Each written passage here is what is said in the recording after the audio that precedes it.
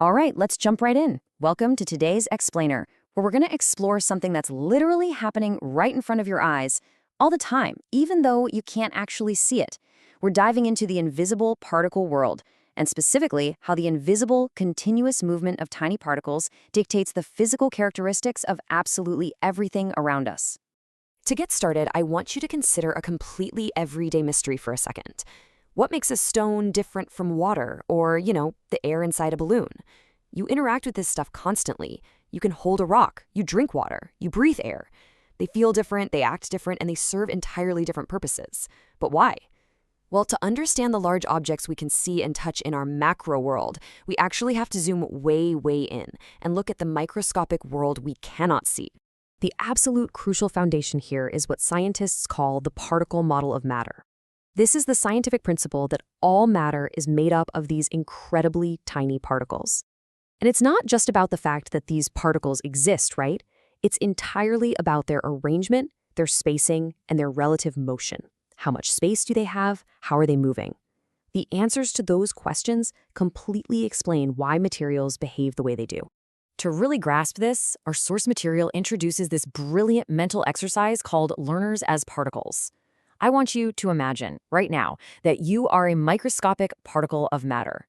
You're in a room with a bunch of other people who are also particles. How you move around in that room with everyone else is going to dictate exactly what kind of matter you create. Think about the huge difference between these two scenarios. Imagine you and your fellow particles are shoved into a packed elevator. You're standing shoulder to shoulder. You can't walk, you can't run. Honestly, the best you can do is just kind of wiggle or vibrate in place. Now, contrast that with standing in a massive, wide-open field. You have endless space to run freely in any direction you want, as fast as you want. That simple difference in spacing and freedom of movement is exactly what causes matter to change its state. So let's look at our first state and see how this builds. Section 1. Solids, vibrating in place. Think about the most rigid objects in your environment right now. By definition, a solid is matter with a definite shape and a definite volume. This basically means it occupies a specific amount of space, and its shape is totally fixed. If you pick up a rock and move it from a table to a bucket, it doesn't suddenly take the shape of the bucket, right? It just stays a rock. And this brilliantly illustrates why. Remember our packed elevator metaphor? In a solid, the tiny particles are very close together. They are closely packed and arranged in a super fixed pattern, with extremely small spaces between them. Because they're locked into this tight grid, they literally cannot slide past each other or run around. All they can do is just vibrate in place. That fixed arrangement is exactly what gives a solid its rigidity and its definite shape.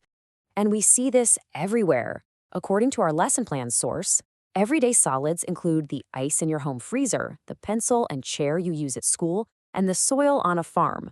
In all of these items, those tiny, invisible particles are locked right into that tight, vibrating grid. Let's move on to Section 2, liquids, sliding and flowing. To loosen things up a bit, let's look at liquids. A liquid is defined as matter with a definite volume, but crucially, it takes the shape of its container. So while the actual amount of the liquid stays exactly the same, a cup of liquid is always going to be a cup of liquid, its shape instantly adapts to whatever is holding it, whether that's a tall, skinny glass or a wide, shallow bowl. So why does it do that? Well, let's look at the particles again. In a liquid, the particles are still close together, but their arrangement is loose, not fixed. There are these small spaces between them which allows them to actually slide past one another. Instead of a packed elevator, think of a crowded room at a party. You aren't stuck in one place. You can smoothly squeeze past people to get to the snake table. That awesome ability to slide and glide past one another is what allows liquids to pour, spill, and flow to completely fit their container. This sliding particle behavior is happening in all the liquids you interact with on a daily basis. The cooking oil you buy at the market, the water and vinegar in your kitchen, or even the ink in your pen at school. Every single time you pour one of these things, you're literally watching countless microscopic particles sliding over and past each other. Which brings us to Section 3, gases, moving free and fast. This is where we see maximum energy, maximum spacing, and maximum movement. Gases are basically the ultimate escape artists. A gas is matter with no definite shape and no definite volume. Unless they're completely trapped inside a sealed container, gases will just keep spreading out and expanding to fill whatever available space they possibly can.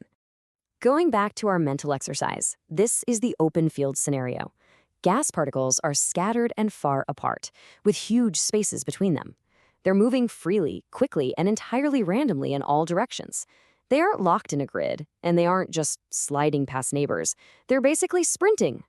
And you interact with these sprinting particles all the time. The smoke rising from a farm fire, the air trapped inside a balloon at school, water vapor in the environment, and household cooking gas. And I actually want to specifically highlight that last one, cooking gas, because understanding how gas particles move isn't just neat science trivia, it's absolutely crucial for your safety. Section 4. Why particle movement matters. Science in our daily lives. Our source material pulls out this incredibly critical, real-world application here. Because we know that gas particles have large spaces and move freely, an escaped cooking gas leak won't just sit in a harmless puddle on the floor. It'll rapidly spread in every possible direction to completely fill the room. Therefore, knowing about this fast, free movement dictates exactly why we must check for leaks and ensure proper ventilation. We have to prevent a highly dangerous explosive buildup. This is a case where the science literally keeps you safe. So, to bring this whole shebang together, everything hinges on arrangement, spacing, and motion. In solids, the tight arrangement means particles only vibrate. In liquids, a loose arrangement lets them slide. And in gases, scattered spacing allows free movement. This really simple, invisible dynamic defines the physical reality of the entire world around you. So I'll leave you with this. How does the invisible movement of particles help you understand the materials you use every day? Next time you pour a glass of water, or lean on a sturdy desk, or inflate a balloon, I really want you to picture those tiny, invisible particles inside vibrating, sliding, or flying around. But it also begs a much bigger question, right? If spacing and movement dictate the matter we know, what happens when we manipulate those rules? What bizarre states of matter exist when we push these particles to the absolute extremes of the universe? Food for thought. Thanks so much for joining me on this explainer.